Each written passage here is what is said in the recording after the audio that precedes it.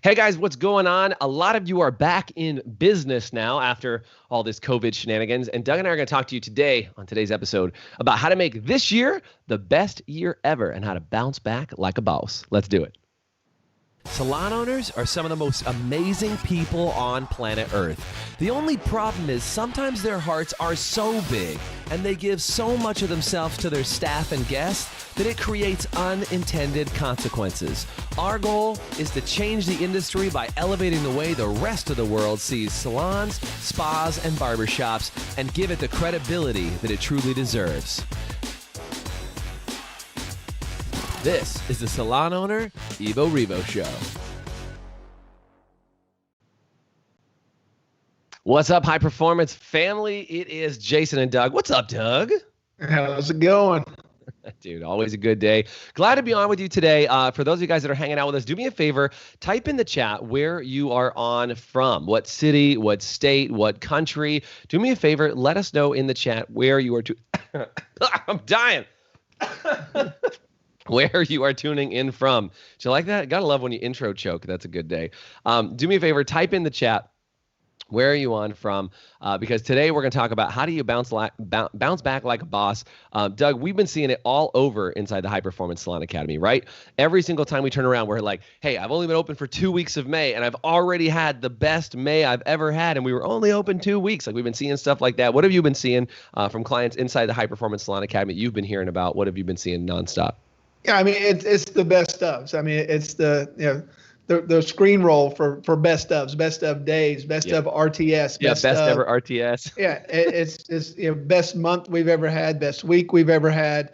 And I mean, we know it's not going to maintain those up, but a lot of things are up. It's that I think the trick is how do we capture that, use that to launch us forward even further now that we're back. Right. But it's people have really been, because people, I know that things like, are people going to come back to salons? Are they going to want to be in that Cut environment? their hair at home forever? The answer is yes, they want to come back. And yes, they're willing. And yes, they see you at a higher level than they've ever seen you before. Totally. So it's really just been, every time I turn around, someone's like, wow, it's the best RTS we've ever had. Best week. We were only open 3 weeks in May, and it was the best May we've ever had. Right. So, by the way, quick shout out. We got lots of people on. Davina, we are international today, man. We got Davina from Florida. We've got Susan from Ontario, Craig from Brisbane, Australia. This is a good show. We got international already. Yeah, and I think that idea of making sure that you have this best year ever is like you're gonna be flooded with a couple things. Number one, you're gonna be flooded with challenged obstacles and new problems, but you're also gonna be flooded with cash and opportunity, meaning your business is going to have more money right now, and you're going to go, well, look, I just saw some new stuff going past in the United States here, Doug, that they're talking about reducing the requirements for the PPP money, and they're dropping it down, or they're allowing you to use more of it for your payroll, and they're offering better incentives. So you're actually going to have more access to cash than you've ever had before. And so let's say you get an extra $100, or you get an extra $1,000, you get an extra $10,000, or an extra $100,000.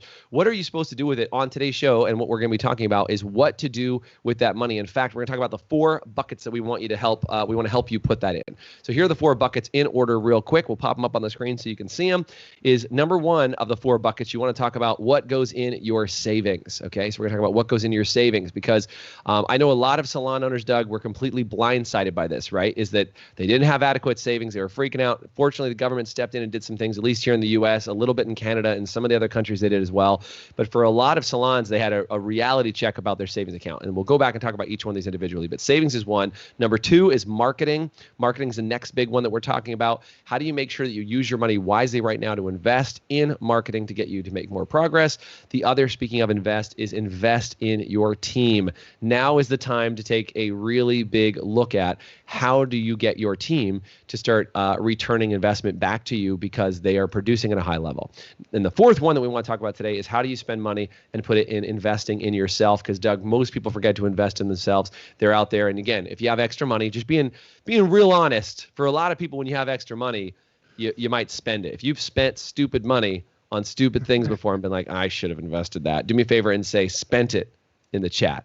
Right? Because I think that happens. So, Doug, let's go through each one of those and talk about them. Let's go back to savings for a second. Well, first of all, before we talk about each one individually, how can we talk about the buckets and how that would play out with his extra money? What would you say about that?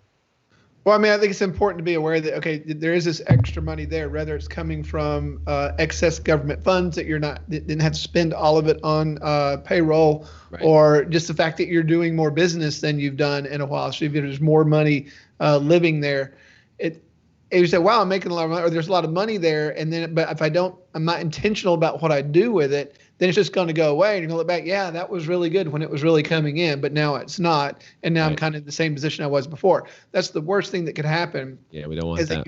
You miss this opportunity to, okay, I've got this money. And one of the key things here is, it's saving is the one that is kind of a safety net thing. You want to have that there. But the other three are all how you're investing in. And an investment is something that gives you a return. Right. So a lot of times people look at marketing as an expense. They look at investing in their team as an expense. They look at investing in themselves. But I just can't afford to spend that money right now.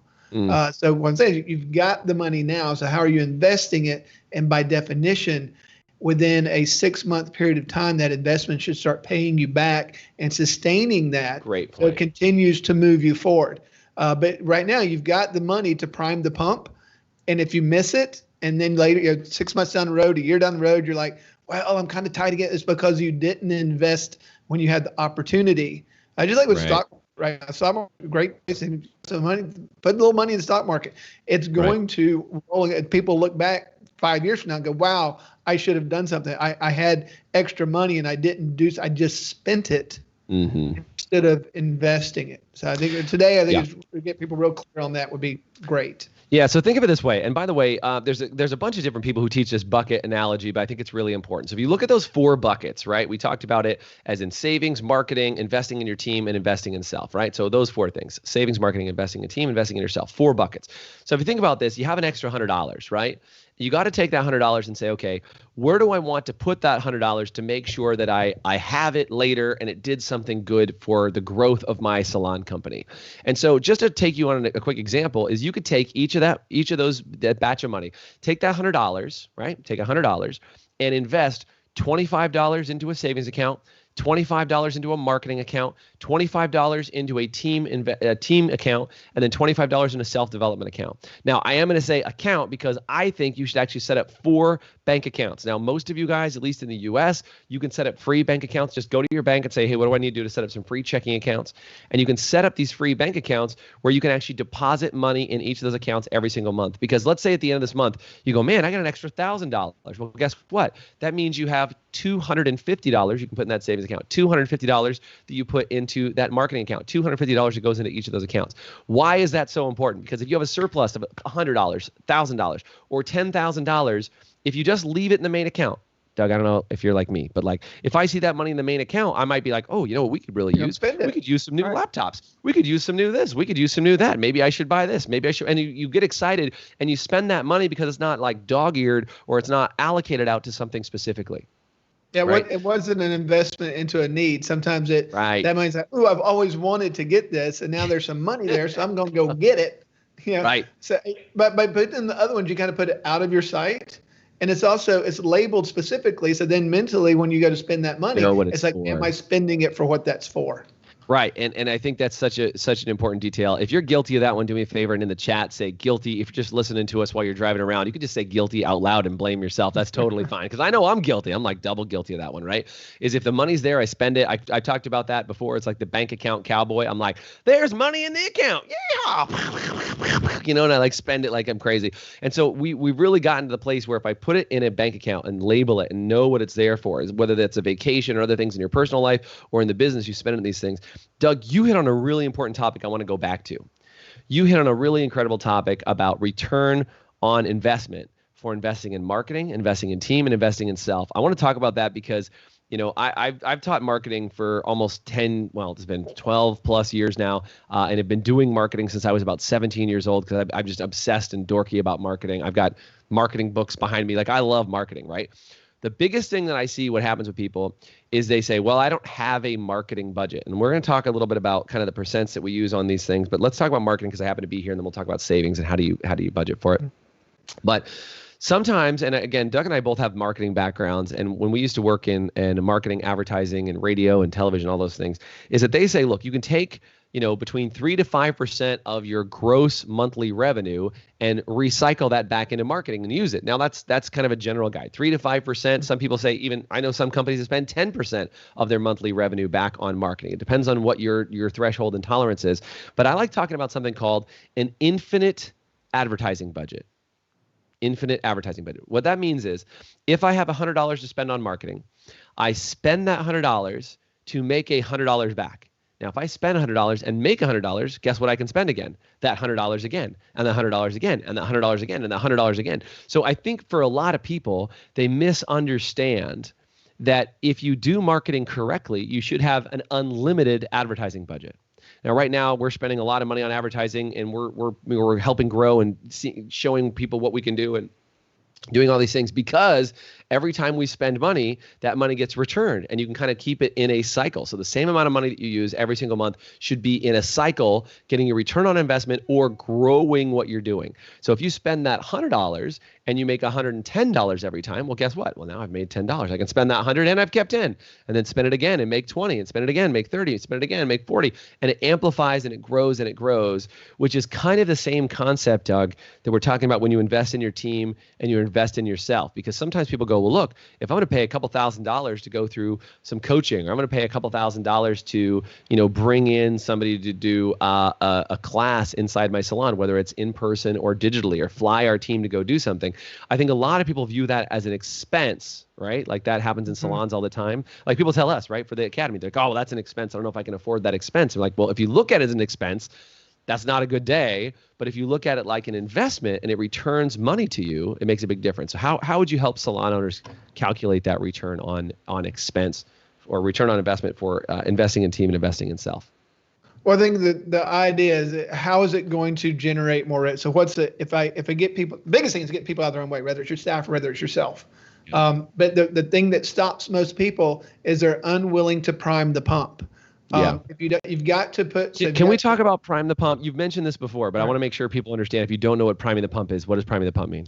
If you get way back in the old days, when you had an actual water pump, you had to pour water in it to get some suction to start pulling to get those the big pump handles. You had to go like, yep. You had to pump them like 5-10 times. Well, you had to pour a little out. water in it, so you create a vacuum. The water, and then that starts pulling water up. So it's priming the pump. If you don't do that, you'll never get water out of it. You can pump it all day long, you'll never get water out of it. So the idea of priming the pump is that getting out of your own head about taking that money, and that's what's called an investment. The investment is priming the pump to get the machine to start to work. So whether it's marketing, whether it's investing in your team, whether it's investing in yourself, in business development and personal development, you've got to start putting that money in there. And it may take 6 months for that really to start returning. But then whenever it does, super important detail. Right. It becomes self-sustaining. As in the advertising world, it was always like, well, I'll do this for a month and we'll see. A month's generally not long enough. It's generally 3 months to see something happen with your advertising, especially if you're starting out with nothing. So, and that's something to think about when you're doing your marketing budget. You got to be able to. You can't try something for a week, and if it doesn't work, give up on it, right? You've got to have a good plan with somebody. But with your team, it's like, if my team starts to perform better, if I create the culture that I need to inside my salon, so everybody in that environment, instead of growing a bunch of weeds, I'm growing a bunch of really good fruit. So those are the things. It takes a little while, but it's the thing that stops people is putting the initial cash in to prime the pump. And they, people think it's magic. It's like, some things, it's like people get in our program, they'll say, and I tell them, it's not magic. I said, what can happen can be magical. Right. But it's not magic itself. It's not magic. You've got to invest your money, your time, and lean into it. Because if you resist it, there again, that thing doesn't work. It's like if you try to do an advertising campagn and you're like, well, I don't think this is going to work, and then it's probably not, because you're waiting for it to fail. You're waiting. Right. Don't put into something that you're expecting to fail, because it's going to fail. Yeah. Do your research. Yeah. By the way, as you look at this, and Doug mentions this priming the pump. I think this is such a good analogy. I'm glad we took the time to talk about it because, I used to have an old boat where you had to squeeze the little ball that would put gasoline in the boat. It's like, the gasoline's in the tank and it's got to go up this hose and into the engine. And the problem is for a lot of people, they're trying to start the engine. There's no gas in it, right? So you squeeze this little ball, it pumps gasoline into the engine. And so here's the opportunity, right? Is you now have extra gasoline you can pour in your marketing engine. You can pour in your personal development engine. You can pour in to your self-development engine. You can pour into your savings account and give it that jumpstart, give it that kickstart, prime that pump in a way that will help you actually start to create that momentum in your advertising. Now, Doug, you mentioned this earlier when we were talking just before we started the show here. By the way, if this has been helpful for you, would you guys do me a favor and say helpful? And if you want, I will also say this too. If any of you guys want more support with how do you figure out these accounts, these numbers, and what you can do and how do you do it, type in the word support in the comment section and we'll have somebody from our team reach out and give you some advice on that, because I think there's so many things that you can do here that if you do them right, it can be the best year you've ever had. If you don't do them well, right? Judy said, prime the pump. Put that comment up on the screen. That's awesome. I love that. But yeah, I mean, I think one of those things, thanks, Judy, right, is that, if you look at it this way, is that if you prime the pump correctly right now, just like Judy said, prime that pump. Thank you, Judy. Is if you prime that pump correctly right now and you use that, surplus of money in the form or fashion that it's in right now to start juicing up your marketing, you start juicing up your personal development. You start beefing up that savings account. Instead of being that bank account cowboy like I talked about, you are going to be in a totally different position no matter what happens, no matter what's going on out there. And I don't know about you guys, but in the last 3 months, we have had just about everything that could be thrown at your salon possible. I literally saw people telling me they had to board up their salons because they were in downtown areas because all the, stuff that's going on with rioting along with the protests and all these silly things. And sorry, I just have to clarify. The protests are not silly. The rioting is silly. Can I just be super clear on that? I wanted to just make sure I made that clarification. Is there's a difference between protesters and rioters, and protesters, not silly. Rioting is ridiculous. So let me just clarify on those things, okay? But if you look at these things, what we're talking about right now, and understand how important they are to your business, is when you have that extra, you got to put it in the right places. Doug, can you talk for a second about savings? I think a lot of people get confused. I've heard people say things like, we should have 3 months of your expenses in savings. You should have, 10% of something. You should have there are all these different numbers on savings. And I want you guys to type in the chat. What have you heard? How much money should you have in savings? Type it in the chat so we can talk about what you have in here too. But Doug, what's your take as a salon owner of how much money should be in savings? What do you like to keep around for that kind of rainy day fund, if you will? Yeah, and the way I look at it is it's 3 months worth of fixed cost. Yeah. Not total cost, not including payroll and all that. I mean, because if you're ever having to pay 3 months of payroll and you have no income coming in, then you've got a problem. That's a different problem. Yeah. Right. That's a big problem. So especially in this industry, because mostly it's labor heavy. So what are your fixed costs? So when something like this comes up, whether it's this or whether it's a hurricane or whether it's a fire, whatever it is. Earthquake in California, got to sneak an earthquake in there. Right, an earthquake. So, but if that way, at least if something happens, you can self-sustain that period of time. If there's a program or insurance or something that's coming, then that can come and give you the money back. You put it back into your savings. But that peace of mind of being able to sustain for those 3 months is something that's very helpful. I mean, I know a lot of people that's caught them by surprise. What am I going to do? Am I going to get the money? Could I get through? Did I not get in there in time to get the first money?